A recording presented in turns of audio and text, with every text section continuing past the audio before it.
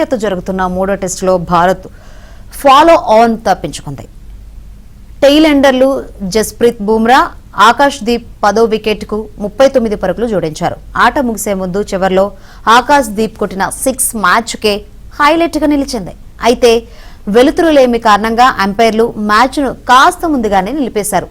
4వ రోజు ఆట ముగిసే సమయానికి భారత్ 9 వికెట్ల నష్టానికి 252 పరుగులు చేసింది. తొలి ఇన్నింగ్స్లో ఆసీస్ 445 పరుగులు చేయగా టీమిండియా ఇంకా 193 పరుగుల వెనకంజలో ఉంది.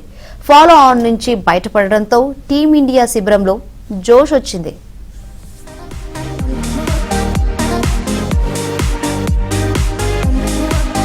ఆస్ట్రేలియాతో జరుగుతున్న మూడో టెస్టులో భారత్ ఫాలో ఆన్ తప్పించుకుంది.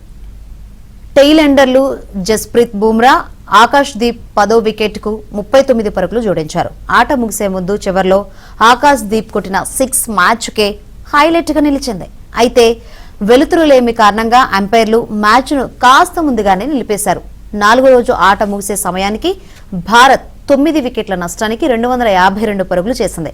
తొలి ఇన్నింగ్స్లో ఆసీస్ 445 పరుగులు చేయగా టీమిండియా ఇంకా 193 పరుగుల వెనకంజలో ఉంది. ఫాలో ఆన్ నుంచి బయటపడడంతో టీమిండియా శిబిరంలో జోష్ వచ్చింది.